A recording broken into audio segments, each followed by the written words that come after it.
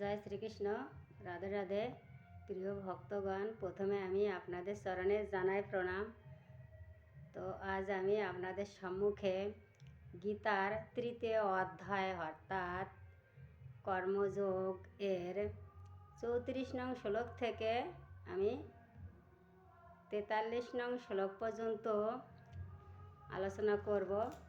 তো আপনারা একটু ভক্তি সহকারে এবং ধৈর্য সহকারে একটু শুনবেন, আর নিজ নিজ সন্তান অথবা বোন অথবা দিদি বলে ভুল ত্রুটি ক্ষমা করবেন। তা শুরু করি।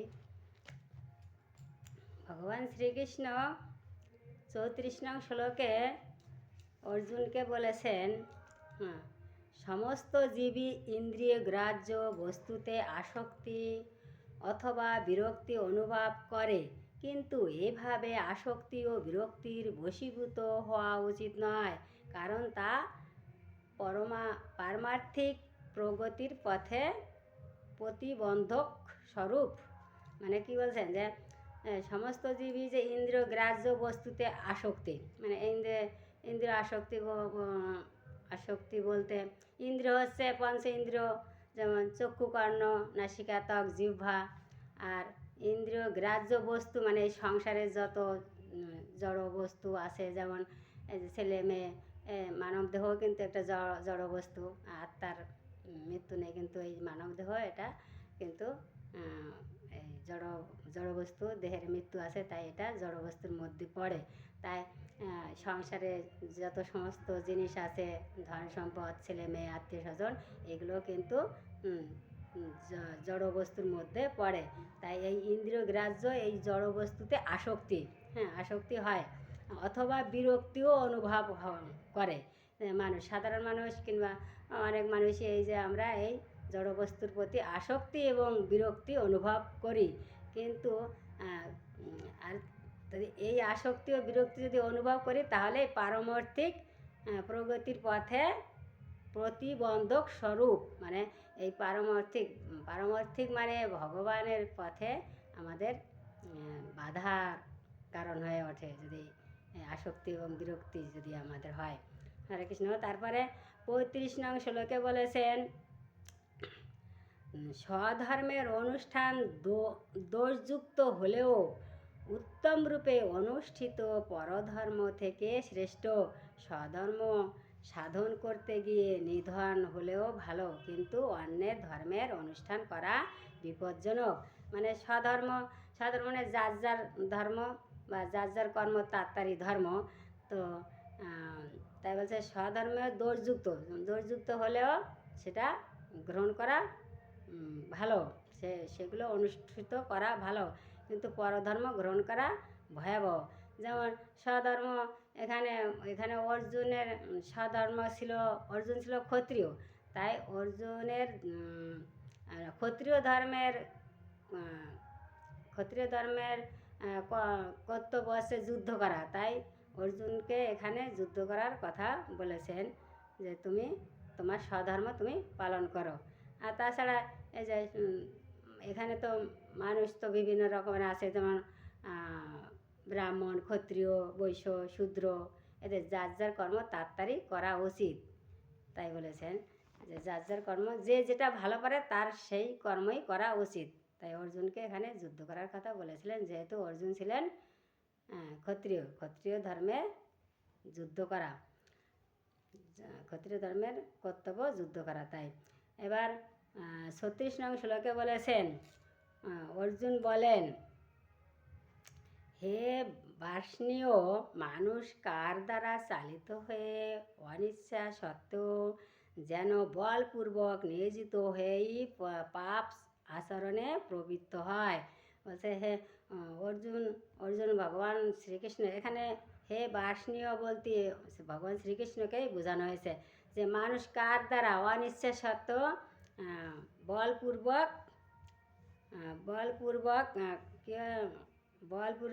অনিচ্ছা সত্ত্বেও বলপূর্বক কাজে নিয়োজিত, মানে পাপ কাজে নিযুক্ত হয়। মানে কোনো কাজ আমাদের করতে ইচ্ছা করে না, তো অথচ সেই কাজ বলপূর্বক আমাদের করতে হয়। এটা কার দ্বারা হয়? এটা অর্জুন জিজ্ঞাসা করলেন।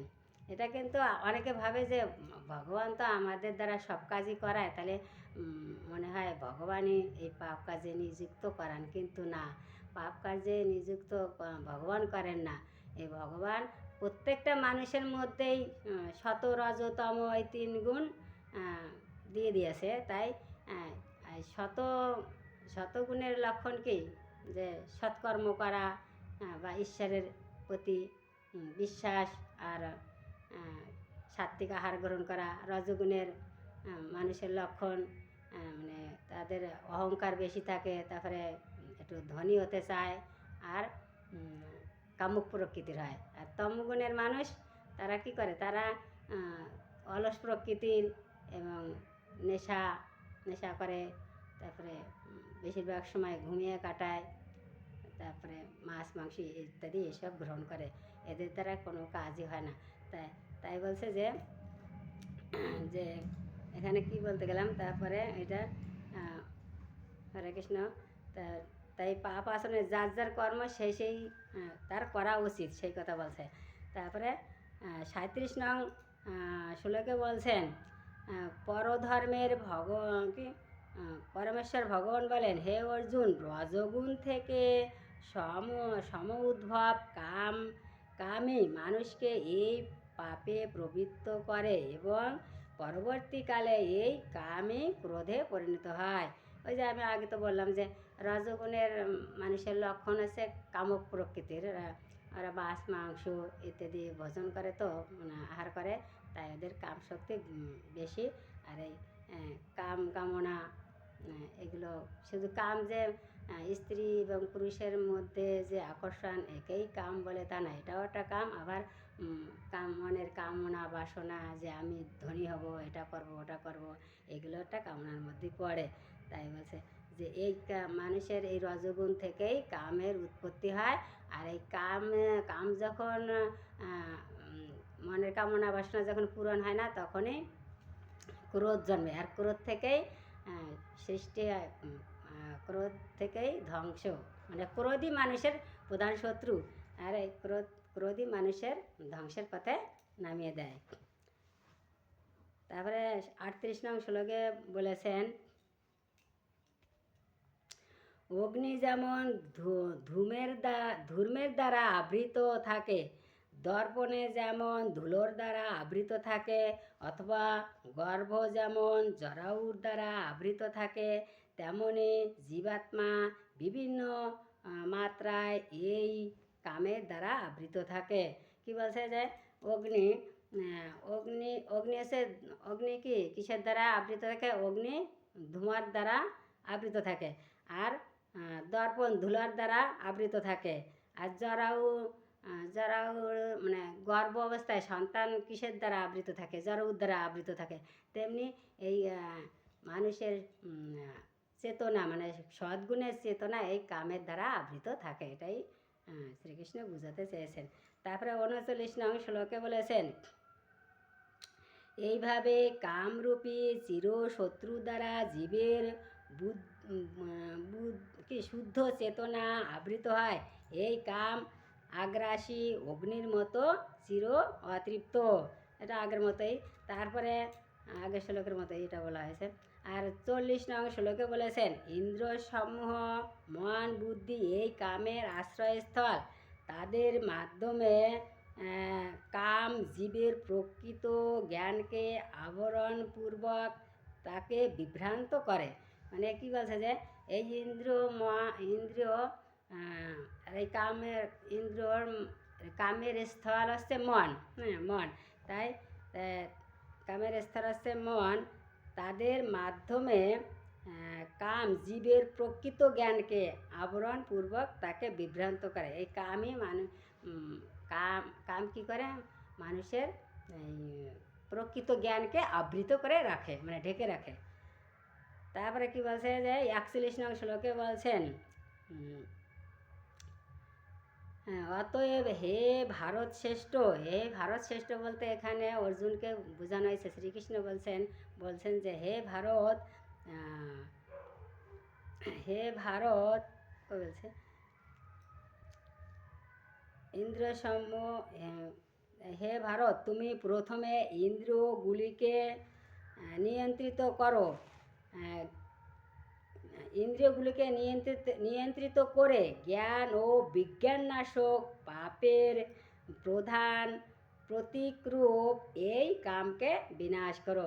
কি বলছে যে হে অর্জুন, তুমি প্রথমে এই ইন্দ্রিয়গুলিকে দমন করো, তারপরে এই কামরূপ শত্রুকে তুমি দমন করো, দমন করে বিনাশ করো।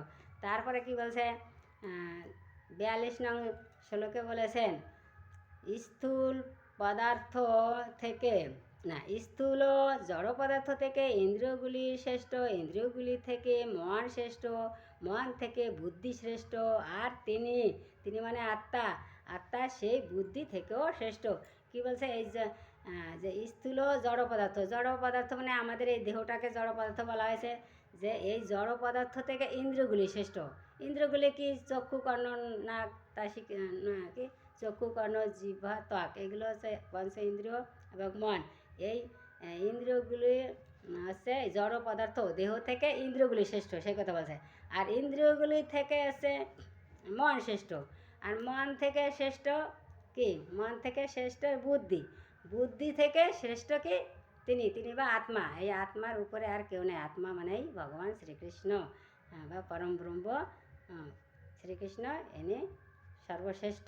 এই আত্মাই সর্বশ্রেষ্ঠ, এখানে তাই বোঝানো হয়েছে, তার উপরে কেউ নেই। আর 43 নং শ্লোকে বলেছেন, হে মহাবীর অর্জুন, এইভাবে নিজেকে জড় ইন্দ্রিয়, মন এবং বুদ্ধির অতীত জেনে নিশ্চিন্তিকা বুদ্ধির দ্বারা মনকে স্থির করো এবং চিন্ময় শক্তির দ্বারা কামরূপ দুর্জয় শত্রুকে জয় করো। বলছে হ্যাঁ অর্জুন, তুমি এইভাবে নিজেকে জড় দেহ মনে করো এবং বুদ্ধি মানে সব কিছু জেনে তুমি নিশ্চিন্তিকা বুদ্ধি মানে ভগবান শ্রীকৃষ্ণ সর্বকারণের কারণ, এর উপরে কেহ নেই, এটা জেনে যে পরমাত্মার অংশ কিন্তু আমরা জীবাত্মা। তাই এটা তুমি জেনে কি করো, এটা জেনে তুমি এই কামরূপ শত্রুকে দমন করো। আর এই কামরূপ শত্রুকে দমন করতে হলে আমরা কি করে পারি জানো? আমরা এই কামরূপ শত্রুকে দমন করতে পারি একমাত্র কৃষ্ণ ভাবনাময় কর্মে নিযুক্ত হলেই সহজে আমরা এই কামরূপ শত্রুকে জয় করতে পারি। হরে কৃষ্ণ, জয় শ্রীকৃষ্ণ। এখানে রাখছি। তো আগামী দিন আমি 4th অধ্যায় থেকে আলোচনা করব। হরে কৃষ্ণ, এখানে রাখছি। ভুল ত্রুটি মার্জনা করবেন।